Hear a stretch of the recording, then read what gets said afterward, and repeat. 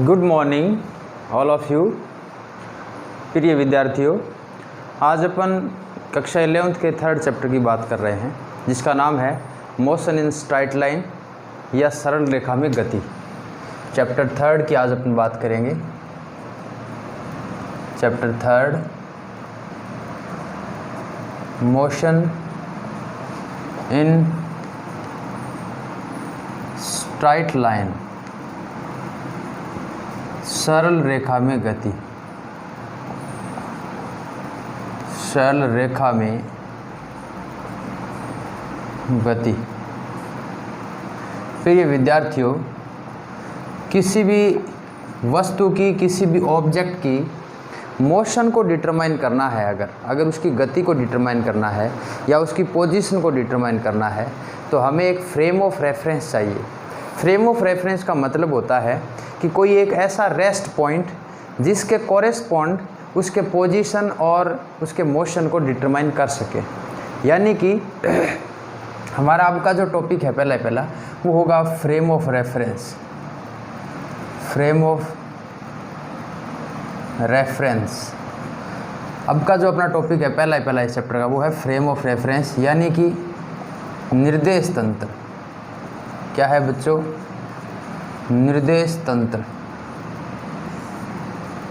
That's what frame of reference और निर्देश तंत्र। वास्तव में होता क्या है कि the study of position and motion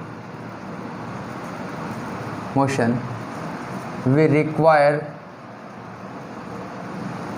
a frame of reference। यानी किसी भी वस्तु की अपन अगर उसके मोशन की या उसके पोजीशन की स्टडी करना चाहें तो हमें फ्रेम ऑफ रेफरेंस चाहिए। ठीक है, the study of position and motion of object we require a frame of reference. वास्तव में फ्रेम ऑफ रेफरेंस होता क्या है? हमने क्या था? Frame of reference. Frame of reference का मतलब the study of position and motion we required a frame of reference. किसी भी ऑब्जेक्ट का पोजीशन हो चाहे मोशन हो, उसको डिटरमाइन करने के लिए अपने को फ्रेम ऑफ रेफरेंस चाहिए। और फ्रेम ऑफ रेफरेंस का मतलब होता है किसी भी ऑब्जर्वर पॉइंट के रेस्पेक्ट में या किसी भी प्रेक्षक पॉइंट के रेस्पेक्ट में किसी भी बॉडी के कोऑर्डिनेट का सिस्टम डिटरमाइन कर सकें, जिसमें उस बॉडी के पोजीशन का या उसके मोशन को हम डिस्क्राइब कर सकें। जैसे मान लो बच्चों, किसी एक पतंग की बात करें, अगर वो आकाश में उड़ रही है, आप यहाँ पर खड़े हो, तो आपसे वो कितनी डिस्टेंस पर है? एक्स एक्सिस में कितनी डिस्टेंस पर है? वाई एक्सिस में कितनी डिस्टेंस पर है? तो ये जो डिस्टेंस है, जैसे ये वाई एक्स, ये एक्स एक्स, तो आपसे x डायरेक्शन में कितनी डिस्टेंस है? x। y डायरेक्शन में आपसे कितनी डिस्टेंस पर है? y। ऐसे z डायरेक्शन में उसका मान कितना है? z। तो यानी कि इसके कोऑर्डिनेट को हम ऐसे रिप्रेजेंट कर सकते हैं, x एक्सिस में इसकी जो पोजीशन है वो x, y डायरेक्शन में इसकी पोजीशन है वो y, और z डायरेक्शन में इसकी पोजीशन है वो z। यानी x y z इसके क्या हो गए? कोऑर्डिनेट। और किसी टाइम t पर ये यहाँ पर है, तो इसलिए हम टाइम को भी अगर रिप्रेजेंट करना चाहें तो टी टाइम पर ये इस पोजीशन पर है। तो ये एक प्रकार से सिस्टम कहलाता है किसका? फ्रेम ऑफ रेफरेंस का। ठीक है, चलो बच्चों, अपनी डेफिनेशंस क्या बन गई फ्रेम ऑफ रेफरेंस की? The group of coordinates relative to which an observer can explain a position और event is called the frame of reference.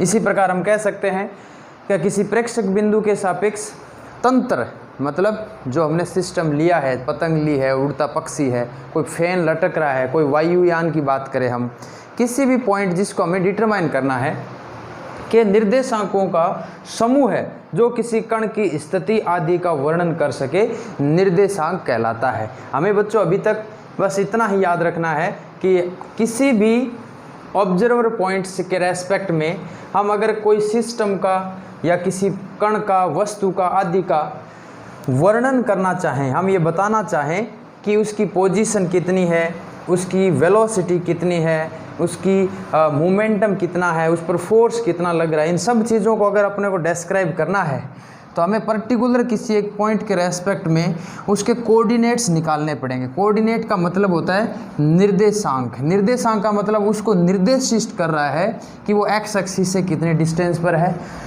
Y x से कितने डिस्टेंस पर है, जेड एक्स से कितने डिस्टेंस पर है और किस टाइम पर है। वो सब चीज़ें डिटरमाइन करके हम कह सकते हैं कि ये इसके कोऑर्डिनेट्स होते हैं। चलो आगे बच्चों, मैंने अभी कहा आपको कि निर्देशांक का मतलब होता है एक कोई रेस्ट पॉइंट, स्थिर बिंदु, जिसको हम प्रेक्षक बिंदु कहते हैं। जनरली हमारे पास निर्देशांक जो है,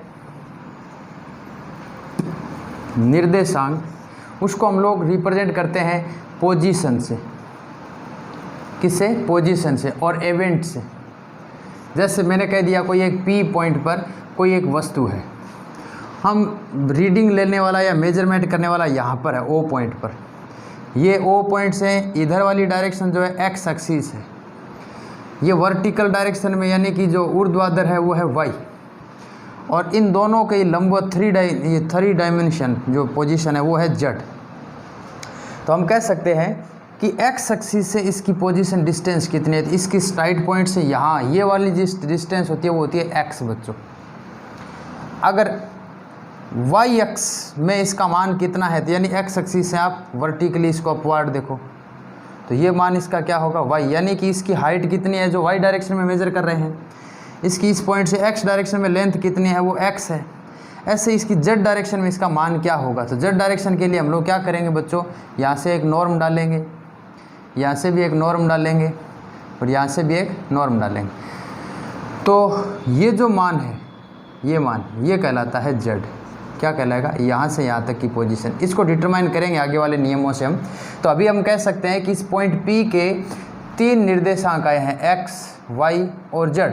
तो ये पूरा का पूरा एक सिस्टम बन गया। क्या बन गया बच्चों, ये एक सिस्टम बन गया और इसको हम रिप्रेजेंट कर रहे हैं फ्रेम ऑफ रेफरेंस में। ये पूरा एक्स, वाई, जेड और ऑब्जर्वर पॉइंट के रेस्पेक्ट में इसका मान, ये टोटल मान क्या कहलाता है, फ्रेम ऑफ रेफरेंस, निर्देश तंत्र।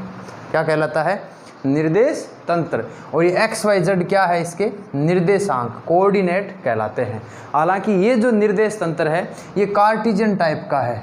किस टाइप का है, कार्टेशियन टाइप का, कार्तीय निर्देशांक कहलाता है। कौन सा कहलाता है, कार्तीय निर्देशांक। ऐसे ही अगर कोई वस्तु गोलाकार स्थिति में है, उसके राउंड में घूम रही है, तब हमारे लिए क्या होगा कि उसके सेंटर से यहाँ तक की दूरी कितनी है, आर, जो रेडियस के बराबर होती है। थोड़े टाइम बाद ये यहाँ पहुँच जाती है, इसका मतलब इसका एंगल थीटा भी। तो आर और थीटा के रूप में अगर कोई पोजीशन आए तो हो सकता है वो सिलेंड्रिकल हो, स्फेरिकल हो। तो यानी कि ये जो फ्रेम ऑफ रेफरेंस है ये भी 3 प्रकार का होता है। हम जनरली जो यूज करेंगे वो कार्टेशियन टाइप का करेंगे, इसीलिए मैंने डायग्राम इसी का ही बनाया है। फ्रेम ऑफ रेफरेंस कितने प्रकार का है, एक तो है कार्तीय, कार्टेशियन बोलते हैं जिसको, कोऑर्डिनेट सिस्टम,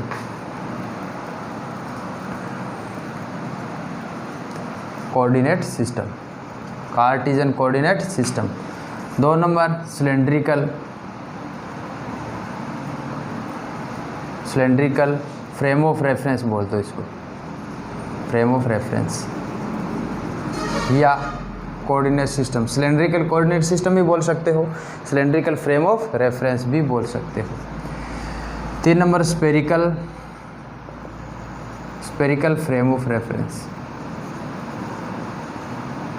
3 प्रकार के हमारे पास फ्रेम ऑफ रेफरेंस होते हैं, जिसमें अपन लोग यूज करेंगे कार्तीय निर्देश तंत्र।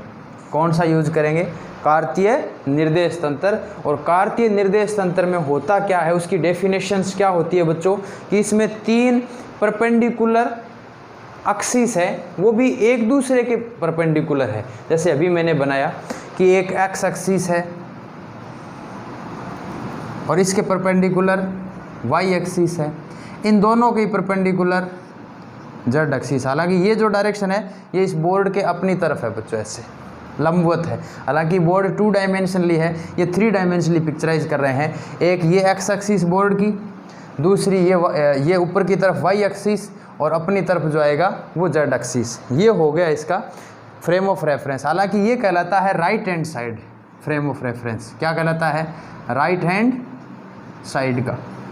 इसी के अपोजिट लेफ्ट हैंड साइड का भी होता है, ये वाई एक्सिस बच्चों, ये एक्स एक्सिस अपोजिट डायरेक्शन में, ये प्लस में था, अब इस पॉइंट के इस डायरेक्शन में आएगा, वो क्या आएगा, नेगेटिव माइनस एक्स एक्सिस, और इसके भी इधर ऐसे ये आ जाए तो जेड एक्सिस।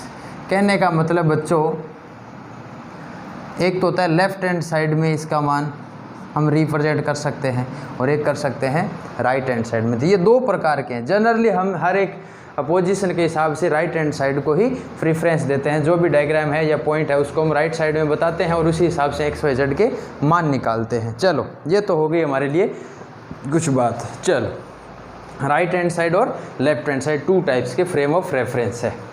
आगे बढ़ते हैं बच्चों। अब आता है मोशन क्या है। मोशन, मोशन जिसको हम गति कह सकते हैं।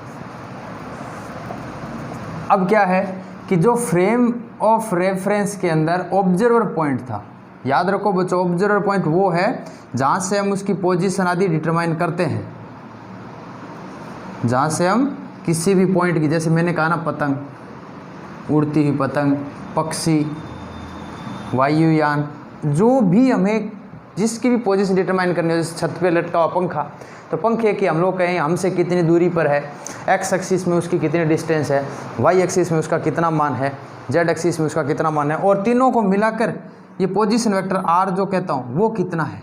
ये पी पॉइंट है, जैसे इसका पोजीशन वेक्टर आर, तो एक्स एक्सिस से कितना मान एक्स, वाई एक्सिस से कितना मान वाई, जेड एक्सिस से निकालने के लिए इसको आगे बढ़ाओ, यहाँ से नॉर्म डालो, ये जहाँ क्रॉस करेगा वो मान ये वाला यहाँ आएगा जेड। इस जेड का मान हम ट्रिगोनोमेट्रिकल मेथड से निकालेंगे, आगे के पोर्शन में आएगा अपने। तो हम कह सकते हैं इसके 3 कोऑर्डिनेट है एक्स, वाई और जेड, और इन तीनों का अगर कॉम्बाइंड रिलेशन निकाले तो वो पोजीशन वेक्टर आर के साथ आएगा, वो भी आगे के चैप्टर में आएगा। एक्स आई कैप, वाई जे कैप, जेड के कैप। आई जे के जो है यूनिट वेक्टर होता है, क्या होता है, यूनिट वेक्टर। आई कैप जो है वो एक्स एक्सिस के कोरेस्पॉन्ड यूनिट वेक्टर है, एकांक सदिश है आई कैप। जे कैप जो है वाई एक्सिस के अनुदिश एकांक सदिश है, J cap is the unit vector correspond to Y axis. K cap जो होता है वो है जेड एक्सिस के कोरेस्पॉन्ड यूनिट वेक्टर। तो ये आगे वाले रिलेशन में हम अच्छी तरीके से इसको समझेंगे। अभी हमारे समझ में कितनी बात आनी चाहिए कि फ्रेम ऑफ रेफरेंस क्या है, और मोशन की पहली एक डेफिनेशन आई है। क्या है बच्चों, मोशन का मतलब होता है गति।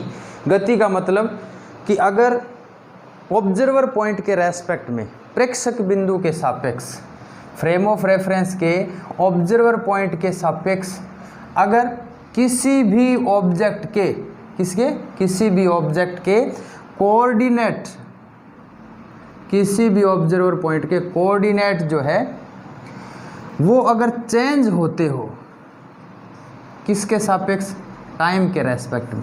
जैसे जैसे समय बढ़ता जाए वैसे वैसे उसके कोऑर्डिनेट्स चेंज होते जाएं। जैसे पहले पी पॉइंट यहाँ पर था तो इसकी डिस्टेंस यहाँ मान लो x थी, यहाँ से इसकी डिस्टेंस y थी, और जो यहाँ z से थी वो z थी। थोड़े टाइम बाद ये पॉइंट यहाँ चला गया, ये t1 टाइम पर था, t2 टाइम पर ये पॉइंट यहाँ चला गया, तो x का मान बढ़ गया ना, x का मान x से x डैश हो गया। y का जो मान है हो सकता है कांस्टेंट रहे, यानी कि x एक्सिस में मोशन करता रहे, तो केवल x का मान चेंज होगा। अगर ये y एक्सिस में चेंज, यानी ऊपर चला जाए, थोड़ा सा यहाँ चला जाए, तो x का भी मान चेंज हो रहा है और y का मान भी चेंज हो रहा है। हो सकता है ये अपनी तरफ आ जाए तो z का मान भी चेंज हो सकता है। यानी कि अगर किसी भी ऑब्जेक्ट के, किसी भी वस्तु के निर्देशांकों में समय के साथ परिवर्तन होता हो तो वो वस्तु गतिमान कहलाती है। The object is called in motion if their coordinate changes या वेरीज विथ टाइम। टाइम के रेस्पेक्ट में अगर उसके कोऑर्डिनेट वेरी होते हो, चेंज होते हो, तो वस्तु क्या कहलाएगी, गतिमान स्थिति में कहलाएगी, या वो गति की अवस्था में होगी। और अगर इसका उल्टा ये हो जाए कि कोऑर्डिनेट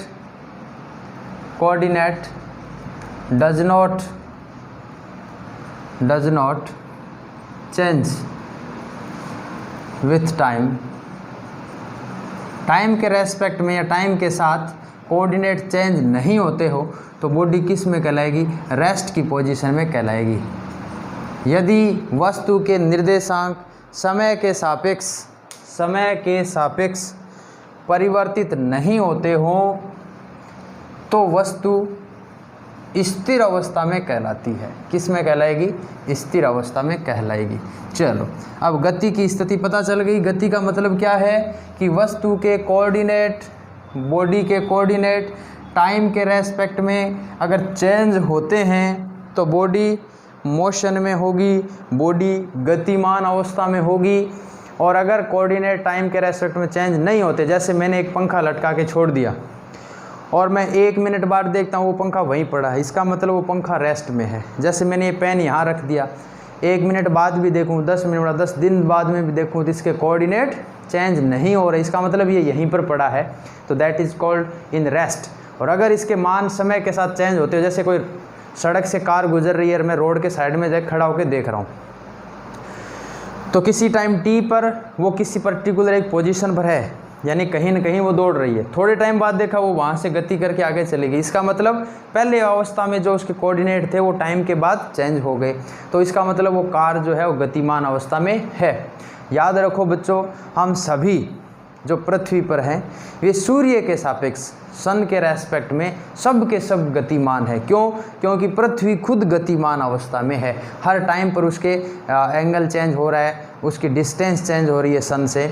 तो ये कहने का मतलब हुआ कि हम सारे के सारे सूर्य के रेस्पेक्ट में, तो यानी सूर्य को अगर ऑब्जर्वर माने, सन को अगर ऑब्जर्वर पॉइंट माने तो we all are in motion.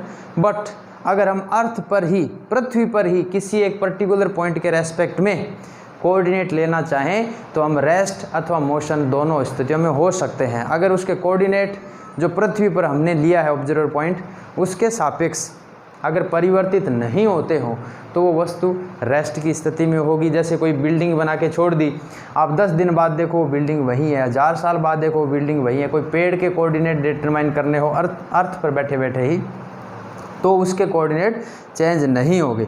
हालांकि उसी पेड़ के कोऑर्डिनेट सूर्य के रेस्पेक्ट में या अन्य ग्रहों के रेस्पेक्ट में हम डिटरमाइन करना चाहें तो उसके कोऑर्डिनेट चेंज होते हैं, क्योंकि अर्थ खुद रोटेट कर रही है, अर्थ खुद रोटेट भी हो रही है और रिवॉल्व भी हो रही है सूर्य के चारों ओर। तो इस पोजीशन में वो पेड़ या हम सभी क्या हैं, गतिमान है। अदरवाइज अर्थ पर ऑब्जर्वर पॉइंट लिया जाए तो उसके रेस्पेक्ट में कोई वस्तु गतिमान भी हो सकती है और स्थिर भी हो सकती है। चलो आगे के टॉपिक देखो बच्चों। अब मैं थोड़ा सा डिस्क्राइब पॉइंट से बताना चाहूँगा। आगे का टॉपिक आता है बच्चों दूरी। पहला टॉपिक है दूरी, और दूरी का अपोजिट बच्चों मैं एक ले लेता हूँ विस्थापन। कंपेरेटिवली इसको समझ लो, फिर बात समझ में आ जाएगी। दूरी का मतलब होता है बच्चों यानी डिस्टेंस, अंग्रेजी में क्या बोलेंगे इसको, डिस्टेंस, और इसको बोलेंगे डिस्प्लेसमेंट।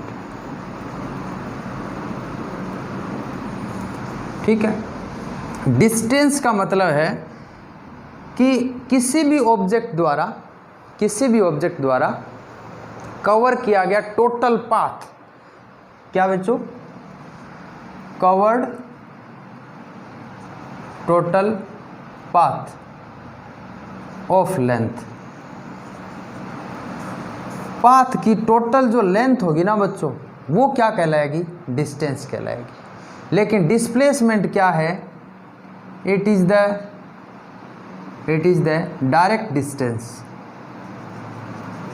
डायरेक्ट लेंथ कह सकते हो, direct length between final position to initial position. अंतिम बिंदु और प्रारंभिक बिंदु के मध्य का अंतराल।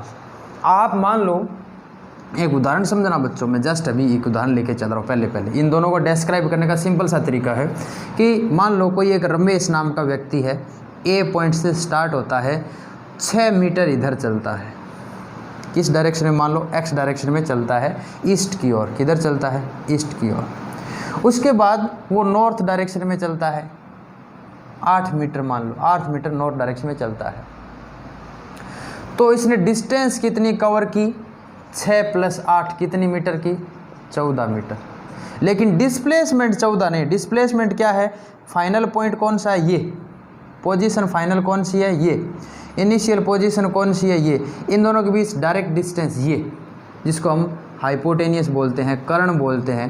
तो इसका मान क्या आता है, अंडर ऑफ इसका स्क्वायर प्लस इसका स्क्वायर, ऐसे डिटरमाइन कर सकते हैं ना। तो कितना आ जाएगा, 100 का मतलब 10 मीटर, अंडर ऑफ 100 कितना हो जाएगा, 10 मीटर।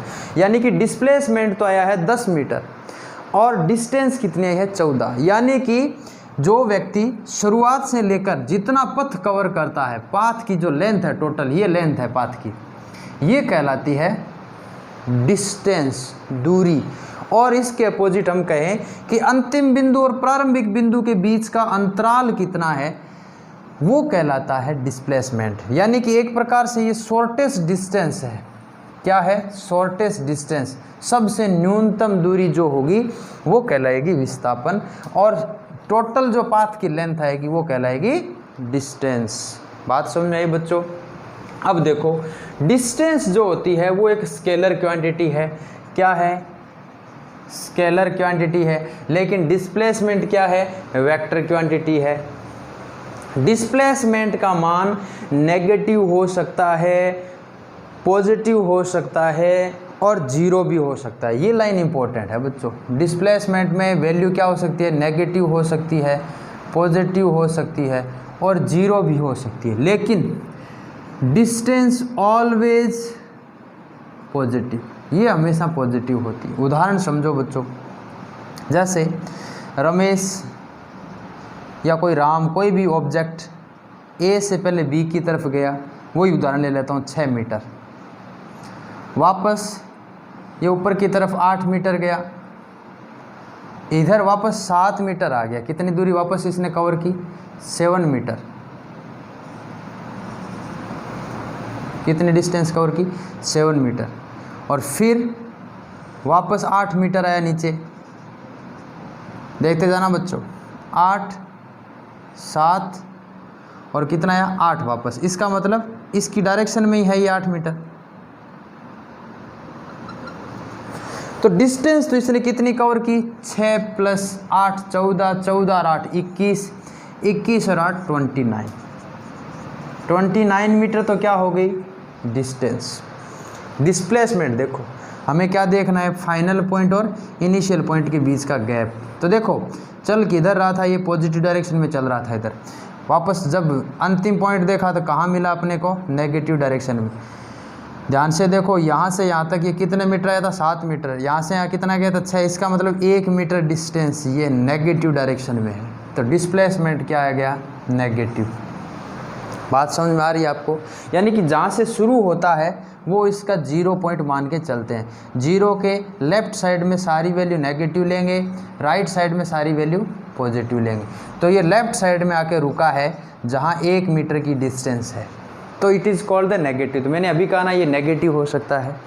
अब पॉजिटिव कैसे हुआ, पॉजिटिव अभी मैंने बताया था आपको, अगर डायरेक्ट यहाँ से यहाँ रुक जाता है तो ये 10 मीटर जो आता है ये पॉजिटिव है। 0 कैसे हुआ, अगर ये यहाँ जाकर वापस यहाँ जाता, फिर 6 मीटर डिस्टेंस यहाँ कवर करता, कितनी करता, 6 मीटर, उसके बाद वापस 6 पर ही आ जाता, तो टोटल डिस्प्लेसमेंट क्या होता, फाइनल पॉइंट भी वहीं पर है और इनिशियल पॉइंट भी वहीं पर है। तो final point minus initial point बराबर क्या हो जाता है, 0। यानी कि अंतिम बिंदु और प्रारंभिक बिंदु के बीच का कोई विस्थापन है ही नहीं बच्चों, डिस्प्लेसमेंट की वैल्यू है ही नहीं, तो वो क्या कहलाएगी, 0। जैसे मैं सर्किल की बात करूँ, कोई एक पॉइंट, जैसे अर्थ की बात करूं, अर्थ 365 दिनों में अपने वापस पॉइंट पर आती है।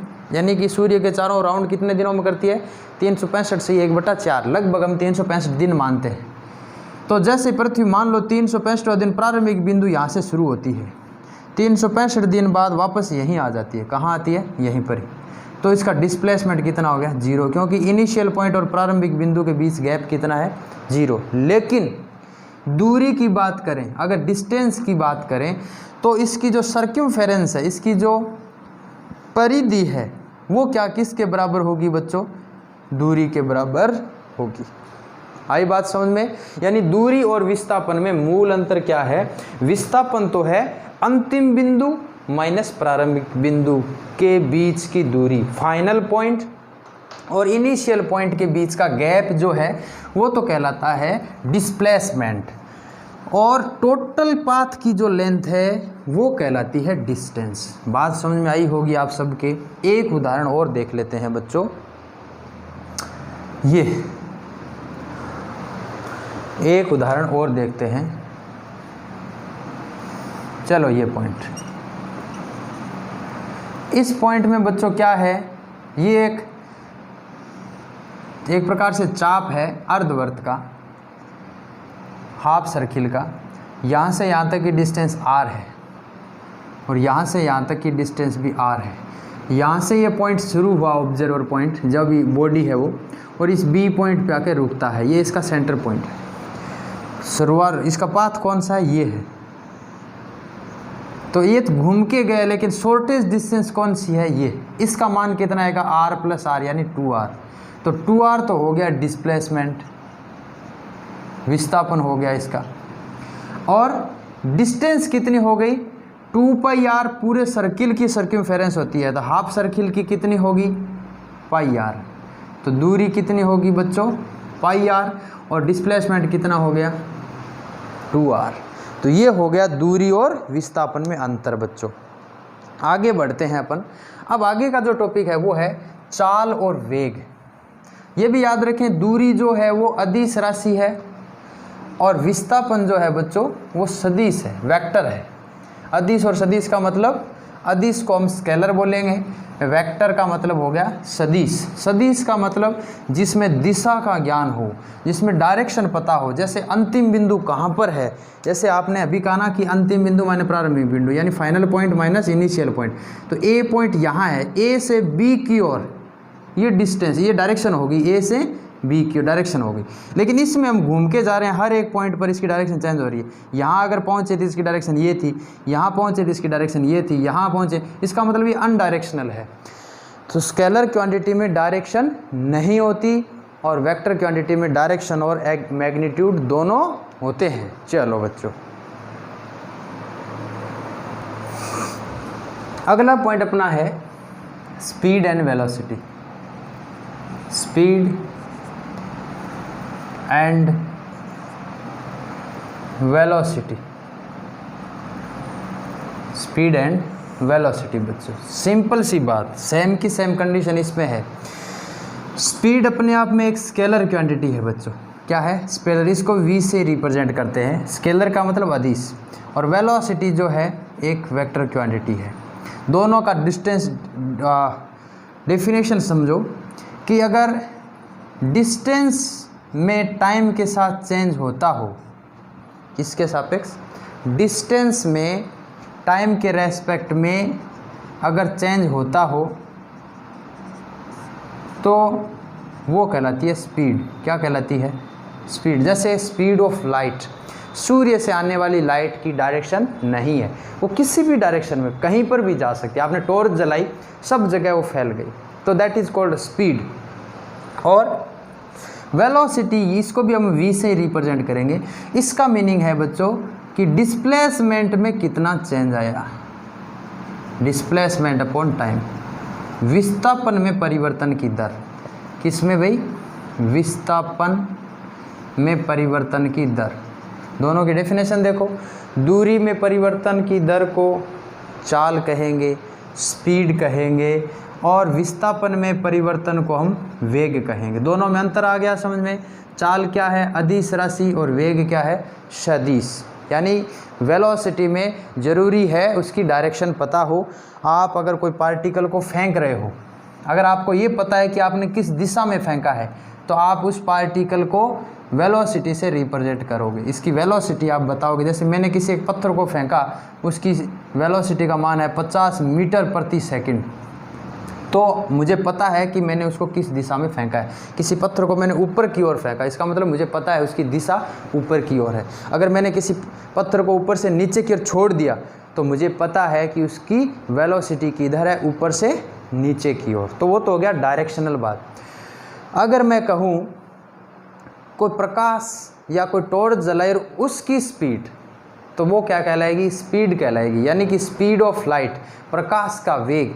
ऐसे ही बहुत सारी वस्तुएं जिनकी अपने को डायरेक्शन पता नहीं हो, हम कह दें कि कोई एक गाड़ी है अनकंट्रोल हो गई, अनकंट्रोल हो गई तो उसकी चाल क्या है, तो चाल पता मतलब उसकी डायरेक्शन हमें पता नहीं है, वो किस दिशा में गति कर रही है, अनकंट्रोल। अगर वही पर्टिकुलर एक डायरेक्शन में ए से बी की ओर गति करे तो हम कह सकते हैं उसकी वेलोसिटी क्या है।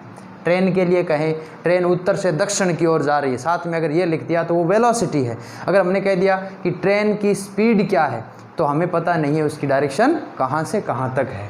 तो ये हो गया स्पीड और वेलोसिटी का अंतर बच्चों। अब इसमें भी 2-3 बातें आती है। स्पीड और वेलोसिटी है वो भी 3-4 प्रकार के होते हैं, जैसे यूनिफॉर्म वेलोसिटी या स्पीड, ऐसे ही अनयूनिफॉर्म वेलोसिटी और स्पीड। नॉन यूनिफॉर्म और यूनिफॉर्म 2 स्थिति आ सकती है। कैसे कैसे देखो, चाल जो है बच्चों वो भी 4 प्रकार से हैं। यूनिफॉर्म चाल मतलब स्पीड, यूनिफॉर्म स्पीड। यूनिफॉर्म का मतलब जहाँ से स्टार्ट होती है बॉडी वहाँ से जहाँ तक रुकती है वहाँ तक उसकी स्पीड एक जैसी रहे। 60 किलोमीटर चल रही है तो 60 किलोमीटर ही रहे। 0 की स्पीड से रवाना होकर धीरे धीरे उसका वेलोसिटी बढ़ता है, स्पीड बढ़ता है, तो वो यूनिफॉर्म नहीं कहलाता। यूनिफॉर्म का मतलब एक पर्टिकुलर उसका मान फिक्स रहे। 2 नंबर है non uniform speed.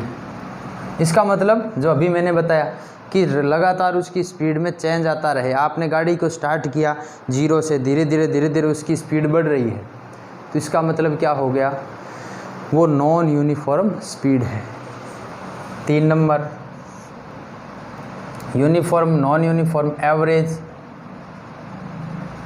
Average speed, average का मतलब शुरुआत 0 से की थी, धीरे धीरे वेलोसिटी बढ़ती गई, पहले v1 हुआ, फिर v2 हुआ, फिर v3 हुआ, टोटल मान जैसे लास्ट में मान लो vn हुआ टोटल तक, तो सब का एवरेज निकाल लो 0 + v1 + डैश डैश vn बट्टा n, तो that is called vn, v average.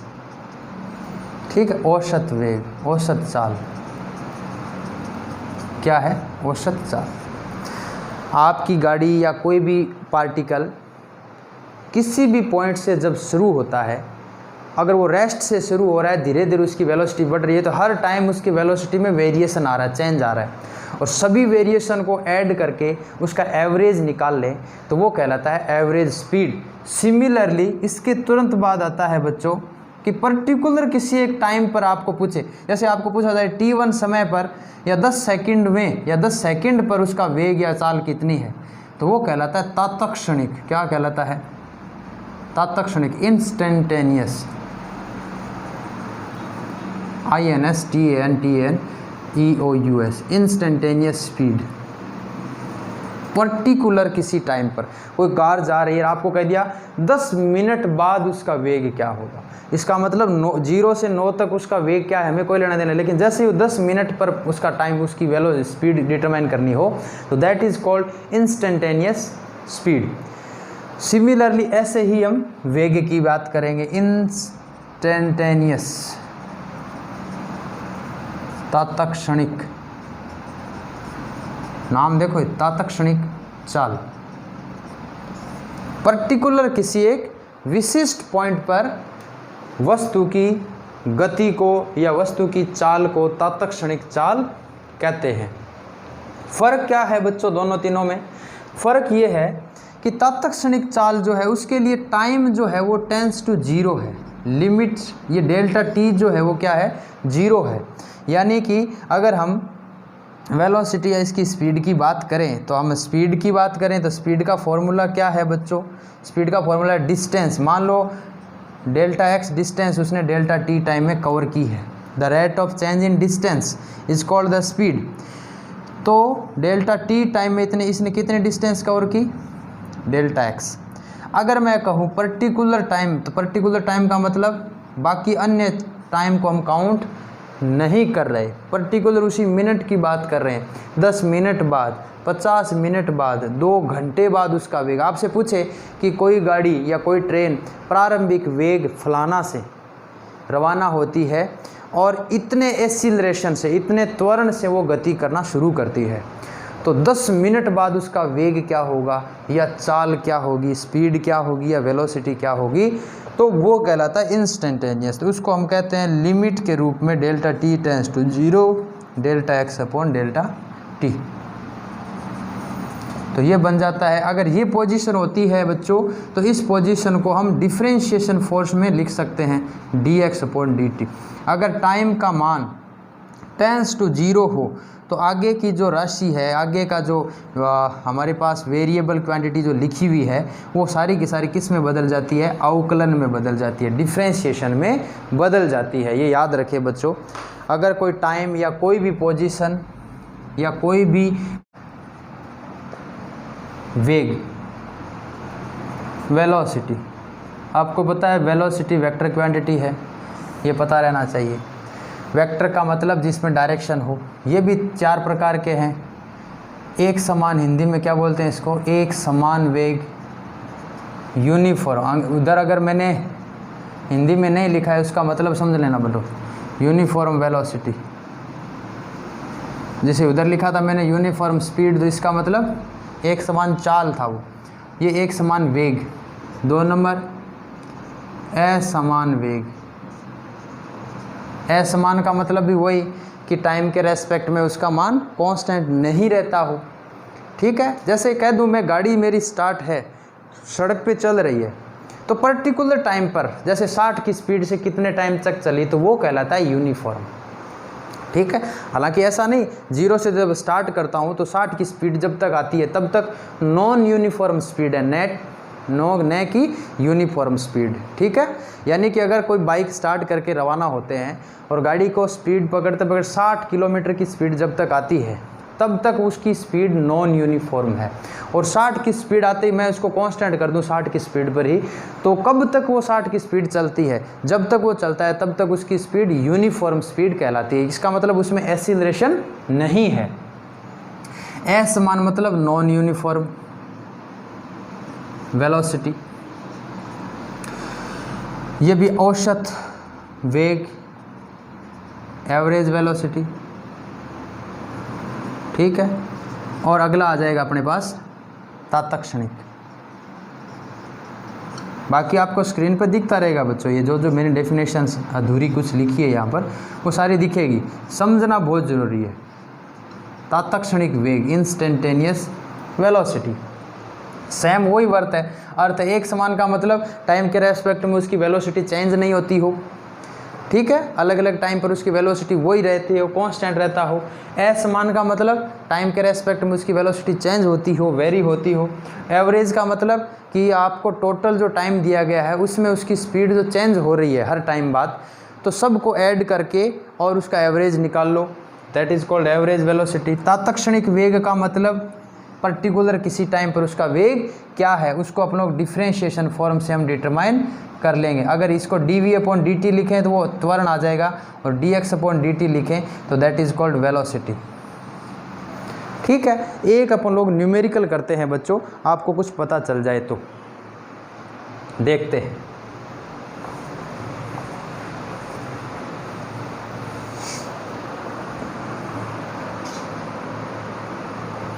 तो क्वेश्चन अपना क्या है बच्चों कि हमें एक पोजीशन और टाइम के बीच ग्राफ रिप्रेजेंट किया गया है। इधर पोजीशन बताई गई है, स्थिति, और इधर टाइम बताया गया है।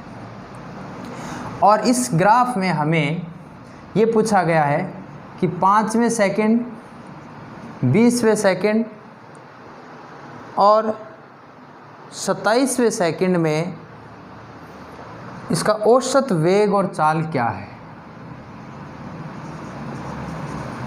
कौन कौन से टाइम पर, 5वें, 20वें और 27वें वेग पर उसका औसत वेग और चाल क्या है। समझने वाली बात देखो, 0 से 10 सेकंड तक, 0 से 10 सेकंड तक इसका वेग जो है बच्चों इस स्ट्राइट लाइन के तहत है। मतलब टाइम बढ़ता है तो इसकी पोजीशन भी चेंज होती है, लेकिन ये स्ट्राइट लाइन है। इसका मतलब 0 से 10 तक इसकी स्पीड एक जैसी रहेगी। क्या रहेगी? जैसे 10 सेकंड होती है, 10 से 11वीं सेकंड आती है तो इसकी स्पीड जो है वो इस प्रकार हो जाती है कि इसमें पोजीशन में कोई चेंज नहीं आता, अर्थात वो बॉडी रेस्ट में आ जाती है। समझ में आ रही बात? यानी कि अगर कोई एक बॉडी है, ये गति करना प्रारंभ करती है, ये गति कर रही है, कब तक? 10 सेकंड हो तब तक एक पर्टिकुलर मोशन से गति कर रही है। 10 सेकंड बाद ये रुक गई, इसका मतलब इसके पोजीशन में टाइम के रेस्पेक्ट में कोई चेंज नहीं आ रहा, तो पोजीशन में कोई चेंज नहीं आया। 0 से 10 सेकंड तक इसका वेग बढ़ रहा है, इसका मतलब कंटिन्यू टाइम बढ़ रहा है, तो उसके साथ साथ पोजीशन में भी चेंज आ रहा है। जब तक 10 सेकंड होती है तब तक इसकी पोजीशन 10 मीटर हो जाती है। 10 मीटर होने के बाद 10 मीटर होने के बाद ये रुक जाती है। कब तक? 25 सेकंड तक। इसका मतलब 10 से 25 सेकंड के बीच इसकी जो मोशन है वो कांस्टेंट है। क्या कांस्टेंट है? इसकी स्पीड या वेलोसिटी क्या है? कांस्टेंट है। कांस्टेंट का मतलब वो रेस्ट में आ गया तो हर पॉइंट 21 सेकंड पर भी वही है, 22 सेकंड पर भी वही है, 25 सेकंड तक 11, 12, 13 से लेकर 25 सेकंड तक उसके मोशन में कोई चेंज नहीं आता, उसकी पोजीशन में कोई भी चेंज नहीं आता बच्चों। नेक्स्ट आगे देखो, जैसे ही 25 सेकंड होती है तो उसका वेलोसिटी गिरना शुरू हो जाता है, मतलब जो स्पीड पहले था, हाईएस्ट पीक वैल्यू पर था, वो धीरे धीरे धीरे धीरे कम होता जाता है। जैसे 30 सेकंड होता है तो इसकी स्पीड क्या हो जाती है? 0 हो जाती है। यानी उसका मोशन जो है बच्चों वो क्या हो जाता है? 0, अर्थात पोजीशन में चेंज क्या हो जाता है? 0। धीरे धीरे पोजीशन कम होती जाती है और लास्ट में जाके पोजीशन रुक जाती है। तो ये हुआ इसका अर्थ। फिर सुन लो, यानी कोई बॉडी स्टार्ट होती है, कोई वस्तु है, वो 0 से स्टार्ट होती है, 10 सेकंड तक उसका स्पीड बढ़ता जाता है या उसके पोजीशन में चेंज आता जाता है। 1 सेकंड में 1 मीटर, 2, 3, 4 इस प्रकार 10 सेकंड होते ही वो 10 मीटर का डिस्प्लेसमेंट ले लेती है। जैसे 10 मीटर तक चली उसके बाद वो रुक जाती है। कब तक? 25 सेकंड तक, क्योंकि ये जो पोजीशन कांस्टेंट, ये स्ट्राइट लाइन का मतलब है पोजीशन में कोई चेंज नहीं है। फिर धीरे धीरे उसका पोजीशन कम होता जाता है। समझ में आ रही बात? अर्थात हमारे पास 3 पोजीशन है। पहले वेलोसिटी इसकी v1 रहती है, कहाँ से कहाँ तक? O से A तक उसकी वेलोसिटी v1, A से B तक उसकी स्पीड जो या वेलोसिटी या स्पीड वेलोसिटी जो भी हम ले रहे हैं, हमें क्वेश्चन में इसने स्पीड पूछा है तो हम स्पीड डिटरमाइन कर लेंगे, वेलोसिटी पूछा है तो वेलोसिटी डिटरमाइन कर लेंगे। इसने एवरेज वेलोसिटी पूछा है, एवरेज वेलोसिटी डिटरमाइन करना है, औसत वेग डिटरमाइन करना है और औसत चाल भी डिटरमाइन करना है। दोनों चीज़ पूछिए, दोनों चीज़ शानदार है। औसत वेग और औसत चाल डिटरमाइन हमें करनी है। ठीक है, अब एक बात सुनो बच्चों, हमें पहला नंबर 1 5वें सेकंड, इसका मतलब तात्क्षणिक चाल है। ये पर्टिकुलर टाइम दिया गया आपको 5वें सेकंड पर, तो याद रखो बच्चों 5वें सेकंड पर वही वेग होगा जो 0 और 10 के बीच है। क्यों? क्योंकि 5 सेकंड तो 0 और 10 के बीच यहाँ कहीं आएगा, तो इसका मतलब 5 सेकंड पर जो इसका डिस्प्लेसमेंट है, जो इसकी दूरी है, वो दूरी बटा 5 का भाग देंगे तो उत्तर वही आएगा। अर्थात 5वें सेकंड पर वस्तु का वेग वही होगा जो 0 से 10 के बीच है। बात समझ में आई? अर्थात पहले अगर v1 कहूँ तो v1 का मान डिस्प्लेसमेंट कितना है बच्चों? 0 से O तक या OA बट्टा यहाँ से यहाँ तक का मान, 0 से 10 तक का मान। इसको मैं ऐसे लिख सकता हूँ, डेल्टा x इसमें आ गया डिस्प्लेसमेंट या डिस्टेंस का मान और टाइम आ गया डेल्टा t। डेल्टा x को मैं कैसे लिख सकता हूँ? 0 यह प्रारंभिक बिंदु है, ये अंतिम बिंदु है, तो अंतिम बिंदु क्या है? xa माइनस x0 बट्टा टाइम क्या है? xt0, किस में से घटाएंगे? t10 में से,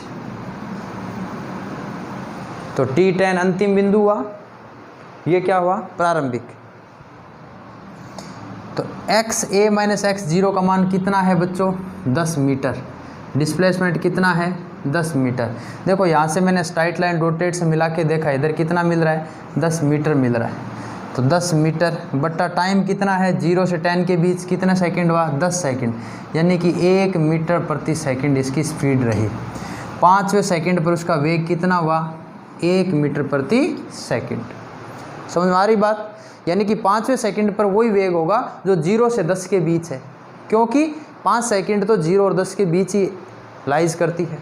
नेक्स्ट 2 नंबर पॉइंट, 2 नंबर देखो 20वें सेकंड पर, कौन से सेकंड पर भाई 20वें सेकंड। इसका मतलब 20वें सेकंड पर वेग वही होगा जो 10 से 25 के बीच है, क्योंकि 10 से 25 के बीच पोजीशन कांस्टेंट है। तो सिंपल बात v2 बराबर x, किस में से घटाएंगे अंतिम बिंदु कौन सा है b, तो एक्स बी माइनस प्रारंभिक बिंदु कौन सा है एक्स ए, बट्टा किस में से क्या घटाएंगे बच्चों 20वें सेकंड का मतलब हो गया प्रारंभिक बिंदु तो है 0, तो t20 माइनस t0, ये पॉइंट कितना आ गया एक्स बी माइनस एक्स ए, ये 0 है बच्चों। देखो एक्स बी और एक्स ए का डिस्प्लेसमेंट 10 है, तो 10 माइनस 10 बट्टा 20 सेकंड, तो 0 बट्टा 20 बराबर 20 0। इसका मतलब 20वें सेकंड पर उसका वेग 0 है, 0 मीटर प्रति सेकंड है। तात्क्षणिक वेग इंस्टेंटेनियस वेलोसिटी उसकी क्या है 0। 0 इसलिए है कि डिस्प्लेसमेंट का मान में कोई चेंज नहीं आ रहा, वो ए पर भी डिस्प्लेसमेंट 10 मीटर ही है और बी पर भी डिस्प्लेसमेंट 10 मीटर ही है। तो 2 नंबर पॉइंट ख़त्म। 3 नंबर पॉइंट देखो बच्चों, 3 नंबर है 27वें सेकंड पर, कौन से पर 27वें सेकंड। 27वां सेकंड किसके बीच लाई करता है 25 और 30 के बीच, किसके बीच लाई करता है 25 और 30 के बीच। तो देखो अंतिम पॉइंट कौन सा है एक्स सी, तो v3 बराबर फाइनल पॉइंट कौन सा है एक्स सी माइनस प्रारंभिक कौन सा है एक्स बी बट्टा अब किसके बीच क्या है टाइम लास्ट कौन सा था, लास्ट टाइम अपने पास क्या था बच्चों, देखो इन दोनों के बीच इनिशियल कौन सा है बच्चों एक्स बी पर इसका टाइम कितना है 25 और एक्स सी पर इसका टाइम कितना है 30, तो फाइनल कितना सेकंड है 30, प्रारंभिक पॉइंट कौन सा था 25। यानी कि मैं ये 27वें का मतलब ये है कि 27वें सेकंड पर टाइम वही होगा जो 30 और 25 के बीच है। पर्टिकुलर 27 का भाग नहीं देंगे, हम उसका डिफरेंस का भाग देंगे कि 25 और 30 के बीच में जो वेलोसिटी है, इसका मतलब 25 से 30 के बीच 5 सेकंड है। 5 सेकंड में इसमें डिस्प्लेसमेंट में कितना चेंज आया 10 मीटर का आ गया। ये कहाँ से शुरू हुआ था 10 से शुरू हुआ था, घट के वापस 0 पर आ गया। तो एक्स सी का मान कितना है बच्चों, एक्स सी का मान तो है 0, एक्स सी का मान कितना है 0 माइनस एक्स बी का मान कितना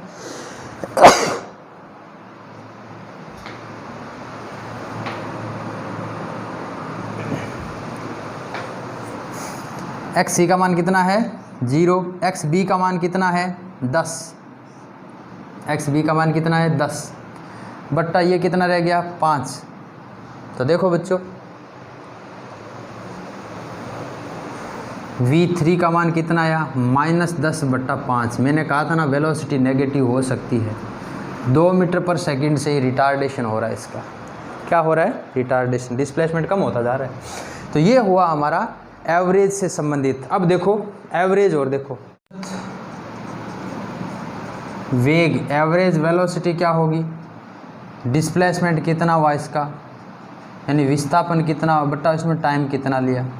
तो डिस्प्लेसमेंट तो देखो 0 से स्टार्ट और फाइनल 0 पे आके रुक गया, तो डिस्प्लेसमेंट तो 0 हुआ, टाइम इसने 30 ले लिया। वेलोसिटी का मतलब क्या होता है final point minus initial point. तो फाइनल पॉइंट कितना है 0 और इनिशियल भी कितना है 0, तो 0 माइनस 0 0 बटा टाइम 30 सेकंड लिया। तो टोटल वेलोसिटी एवरेज वेलोसिटी तो कितनी आ गई, एवरेज वेलोसिटी तो आ गई 0 मीटर प्रति सेकंड। अब देखो औसत चाल, ये अलग है चीज़ बच्चों, 0 नहीं हो सकता। औसत चाल में देखो, औसत चाल में 0 से A तक गया, फिर कांस्टेंट यानी कि डिस्प्लेसमेंट नहीं हुआ, फिर B से C तक आया, तो 10 मीटर तो इधर चल गया, ये प्लस 10 मीटर ही इधर चल गया। तो टोटल पाथ इसने कितना कवर किया, तो ओ से ए प्लस ए से बी प्लस बी से सी बटा टाइम इसने कितना लिया 30। तो औसत चाल में ऐसा, ये इंपॉर्टेंट है बच्चों, दोनों बातें समझने लायक है। वेलोसिटी में तो हमें एवरेज कैसे निकालेंगे, फाइनल पॉइंट पोजीशन कहाँ पर है, इनिशियल कहाँ पर है, दोनों को सब्ट्रैक्ट करो और टाइम का भाग दो।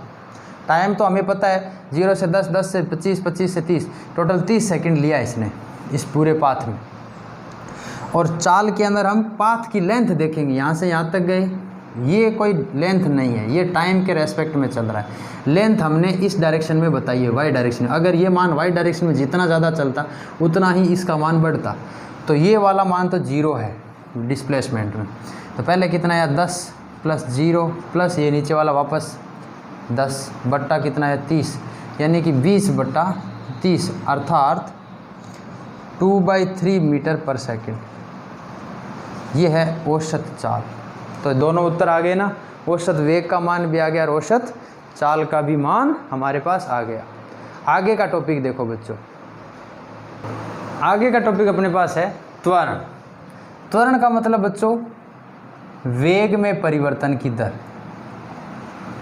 परिवर्तन की दर, the rate of change in velocity, rate of change in velocity is called acceleration, यानी कि वेग में परिवर्तन। इसका मतलब त्वरण क्या है बच्चों, एक सदिश राशि है।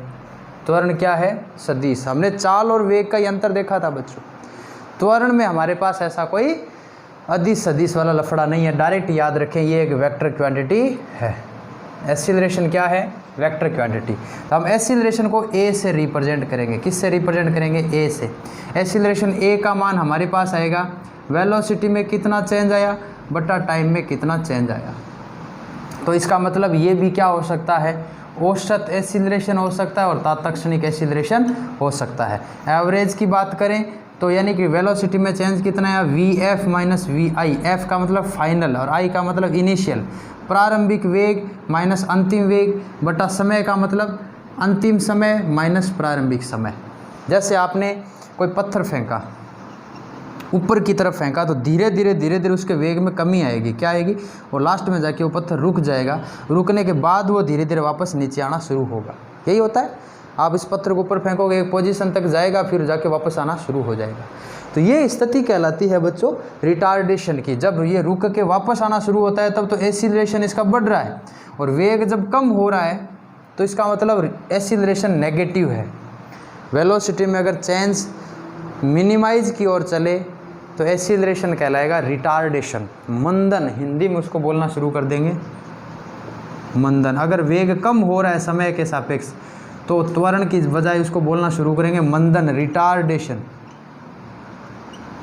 और अगर उसका वेग लगातार बढ़ रहा है, गाड़ी को स्टार्ट करके 0 से स्टार्ट करते हैं, धीरे धीरे उसका वेग बढ़ता जाता है, इसका मतलब वेलोसिटी में टाइम के साथ चेंज हो रहा है, दैट इज़ कॉल्ड एक्सीलरेशन। वो क्या कहलाएगा, एक्सेलरेशन। चलो बच्चों, अब एक्सीलरेशन का मतलब हो गया कि वेलोसिटी में कितना चेंज आया बटा टाइम में कितना चेंज आया, तो वो हो गया वी एफ माइनस वी आई बटा T2 माइनस T1। इसको हम ऐसे भी कह सकते हैं V2 माइनस V1 बटा T2 माइनस T1, ऐसे भी लिख सकते हैं इसको। यदि हम कह दें इफ़ डेल्टा T जो है टेंस टू 0 हो, डेल्टा T का मान किधर हो, टेंस टू 0 हो, तो ऐसी स्थिति में एक्सीलरेशन क्या हो जाएगा, limit delta T tends to 0 delta V upon delta T बराबर क्या आ जाएगा, dV upon dt। That's all. यानी वेग में परिवर्तन की दर, ये पर्टिकुलर डेफिनेशन बनी। इसको हम कहेंगे तात्क्षणिक, इंस्टेंटेनियस एक्सीलरेशन, तात्क्षणिक त्वरण कहेंगे। और सुनो बच्चों, अगर हमारे पास अब फाइनल उत्तर आ भी गया कि acceleration A is equal to होता है, acceleration A is equal to होता है हमारे पास dV अपॉन dt। क्या होता है, dV अपॉन dt। तो A is equal to dV upon dt। Velocity का मान क्या होता है बच्चों, dx अपॉन dt, डिस्प्लेसमेंट में रेट ऑफ चेंज।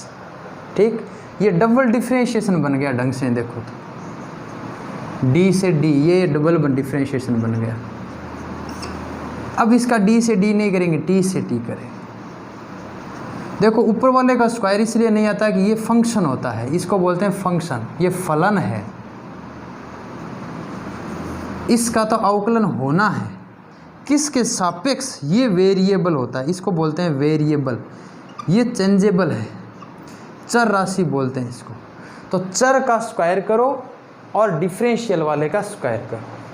अब ये कह देना, मत कह देना सर ये अंदर गुणा हो रहा है, अंदर गुणा नहीं, इसको लिखने का तरीका ऐसा है, अवकल फॉर्म है ये, d2x अपॉन dt स्क्वायर, ये लिखने का तरीका है। मैथमेटिक्स के अंदर ये फॉर्मेशन आती है, अवकलन है, इसको बोलते हैं द्विघात अवकलन,